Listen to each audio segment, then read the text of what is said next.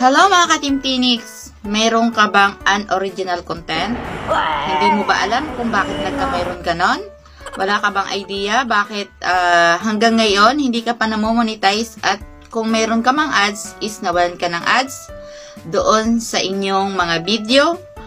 Itong bidyong to ay para sa'yo. At kung nagustuhan mo ang bidyong to, pwede nyo rin pong i-like and share and follow ang aking page para sa mga susunod pa nating mga tutorial na isi-share ko po sa inyo about kay Lolo M. So, let's start this video. Ang isi-share ko po sa inyo, unang-una ay based my experience. So, nung una, hindi ko po alam na nagkamayroon ako ng unoriginal video at hindi ko rin po alam kung paano at bakit ako nagkamayroon. So,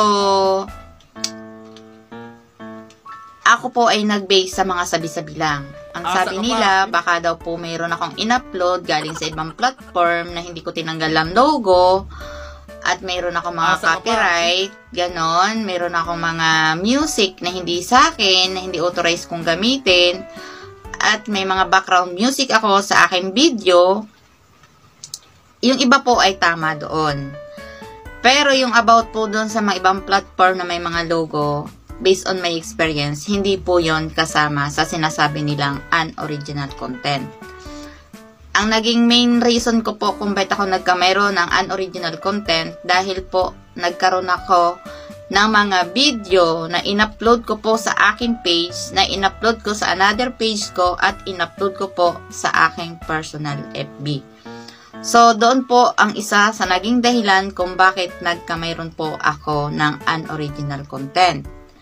Ngayon, kung itatanong nyo naman po, nung matanggal ko kung ilang araw at ilang buwan bago nabalik sa akin ng ads ko, 1 week lang po nabalik na po sa akin ng ads ko dahil nagkaroon po ako ng unoriginal content ay mismong sa aking reels. Nakaka-disappoint at nakakawalang ganang mag-vlog kung nawalan ka ng ads.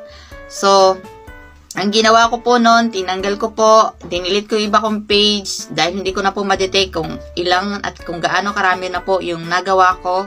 And then sa personal FB ko po, tinanggal ko po, dinilit ko po. Medyo nahirapan po ako mag-detect dahil sobrang dami, pero tsinaga ko po yun.